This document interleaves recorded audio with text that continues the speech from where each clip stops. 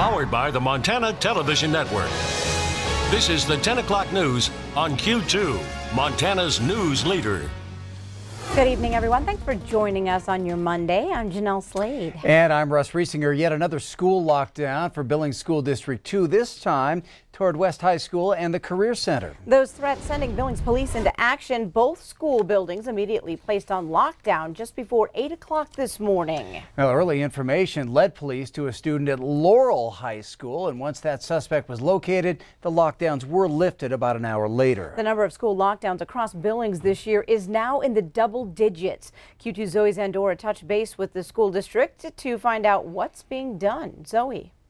This morning's lockdown marked the 10th one for School District 2 this year. The 10th, a majority of those being since the senior lockdown just last month, when police received a report of a person with a gun near the school. An incident the school district took very seriously. Sitting down with Billings School District Superintendent Greg Upham, I learned how important lockdown drills are, teaching administration and students how to react instinctively.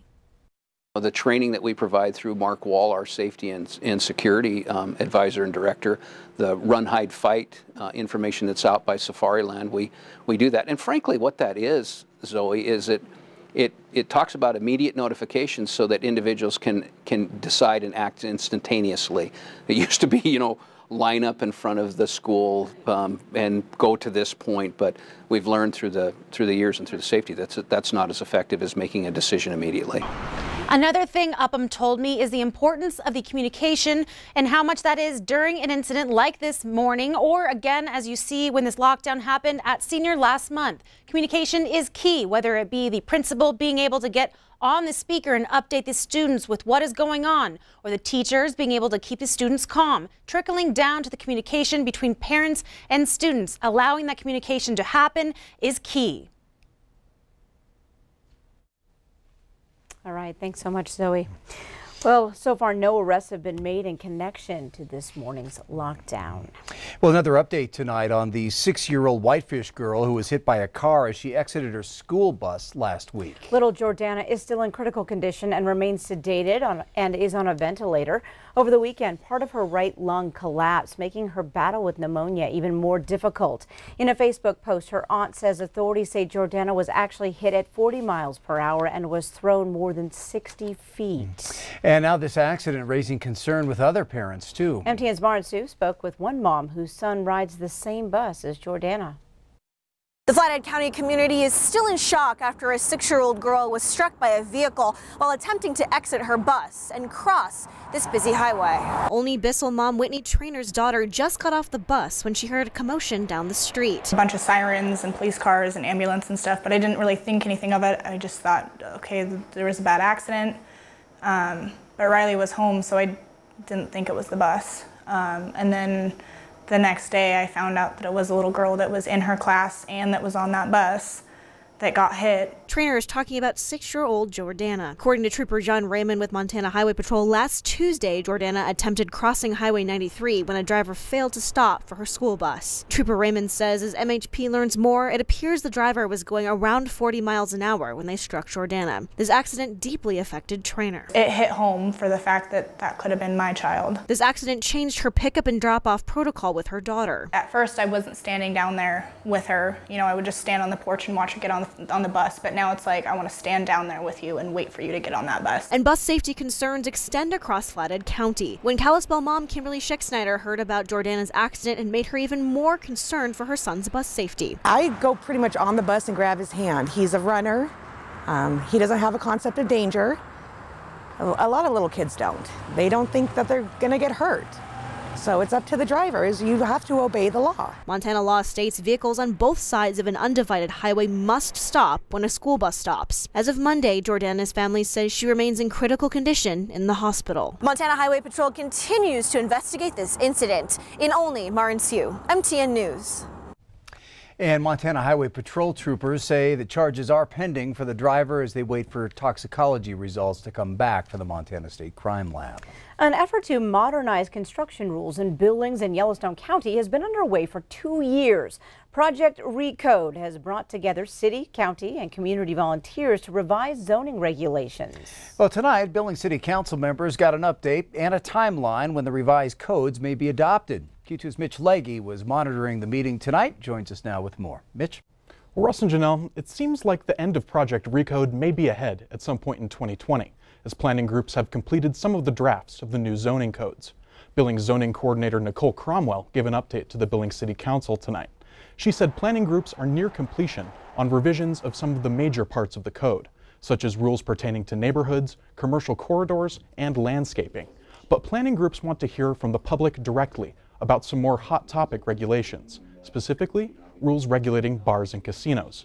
Public hearings on the alcohol and gambling regulations are expected to happen in April 2020.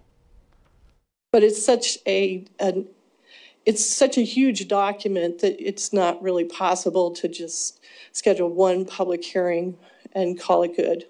We want to make sure that people have the opportunity to come to a zoning commission hearing and know that they can talk about what's important to them. And Cromwell said that the draft of the alcohol and gambling uses will be available within the week. Public comment on Project Recode is encouraged outside of those upcoming public hearings. Comments can be submitted online via the City of Billings website. All right, thank you, Mitch. A natural gas explosion and fire on Billings South Side sends 2 people to the hospital with severe burn injuries. That fire at 814 South 28th Street was caused due to a natural gas leak that occurred in the back bedroom of the home, injuring a man and a woman. The explosion and fire caused an estimated $75,000 in damages. The Billings Fire Department is still investigating. Meanwhile, the cause of a Billings structure fire that burned an auto warehouse Sunday afternoon has been ruled accidental. The Billings Fire Department says it appeared to be caused by the failure of an appliance. The fire caused about $500,000 worth of fire and smoke damage to that structure. No one was injured. A Roundup Man faces almost 24 charges from 2 poaching incidents, and it's not the first time he's been in trouble for illegally killing animals. Now, the arrest comes after 3 trophy bull elk were killed back in August. 23-year-old Earl Benz was arrested after a tip from a concerned citizen. Bennis is charged with 2 felonies, criminal endangerment for discharging a handgun in close proximity to another individual, and aggravated cruelty to an animal for shooting 1 bull elk in the neck, then leaving it to suffer for an extended time before it died. Now, he's also facing 19 misdemeanors, including hunting with his privileges suspended after being convicted for running down antelope with his vehicle in 2018. Well, state lawmakers got an earful today from relatives of people incarcerated at the Montana State Prison. They believe the state's new policies on visitation are limiting vital time with their loved ones. Now, the state's new rules require visitors to register and sign up online instead of coming on a first-come, first-served basis to the prison at Deer Lodge. The prison has increased visitation from 2 days a week to 4, but the state now limits each inmate to only 1 2-hour visit per week. Advocates told the legislative committee today that the prison also reduced the number of visiting tables and sometimes has to cancel visits. State corrections officials say higher security and other required duties must be staffed, so visitor services may be cut. Those speaking for inmates said visits not only help prisoners stay close to their family, but also gets them ready to transition back to society. I have tried 4 times to get in to see my son, and I cannot. I do not think it's fair that because my ex-husband gets there first, that I can't see him. We need to get the inmates being able to talk to their families, see their families, and if it means you go back to having longer visitations, then we go back to having longer visitations. The state prison at Deer Lodge currently has about 1,600 inmates. Well, on the weather scene tonight, Bob, such a nice day, but tonight there are some warnings in the air. Yeah, the threat board is starting to fill up. So far, it's a little far away from us, but let me show you what is happening close to us. Doppler radar shows you some scattered rain showers come down out of Lewistown, and it's just shooting past Billings, going into eastern Yellowstone County, and now it looks like it's starting to head in towards Treasure County and places like that just to our east. So that's what we have at the moment, but look what's happening up in the northwest. Starting tomorrow morning, we have a winter storm warning for basically that area highlighted in pink. That's up on the front range of the Rocky Rockies and around Glacier Park. Could see maybe blowing snow, 4 to 8 inches of snow up there. A little farther to the south, it's more like 1 to 3 inches of snow in the valleys. That's a winter weather advisory, and maybe 3 to 6 inches of snow in some of the higher elevations. Across the High Line, we have 3 winter weather advisories. Closer to the mountains, more like 4 to 7 inches of snow in the higher hills, 2 to 5 inches of snow in central part of the High Line, and then 2 to 4 inches of snow expected over there in the northeast corner of the state. We'll have the rest of your forecast on the week ahead coming up in a few more minutes. All right, thanks so much, Bob. Well, Congressman Greg Gianforte's campaign for Montana governor is getting a boost from the first family.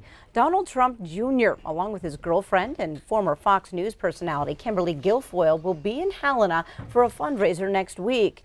The November 24th event is 2 days before a scheduled debate in Helena, a debate that Gianforte won't attend because of prior obligations. The invitation suggests a $250 per person donation, and for a $1,000 donation, supporters can be part of an intimate group reception and photo opportunity. Well, tomorrow, the next round of public hearings in the impeachment inquiry gets underway, and the next 3 days will be jam-packed with witnesses, including some who say they directly heard the president's call with the Ukraine. However, the credibility of some witnesses has come under fire. One Republican senator from Wisconsin says Lieutenant Colonel Alexander Vindman may be part of a class of government bureaucrats who are trying to sabotage the president and remove him from office. House Speaker Nancy Pelosi has invited President Trump to testify if he would like, and the president has said it is something he will strongly consider. Coverage of those hearings will begin right here on Q2 at 7 a.m. right after Montana This Morning. Coming up on tonight's 10 o'clock news, Black Friday is usually marked with slashed prices and black eyes. But what if you could get those same deals without the bruising? We'll take a look. And later in sports, a rivalry renewed. We're going to hear from both the Cats and the Grizz as they get ready for the Brawl of the Wild. You're watching MTN News with Janelle Slade and Russ Riesinger. Storm Tracker weather with Bob McGuire. And sports with Scott Breen. This is the 10 o'clock news on Q2, Montana's news leader.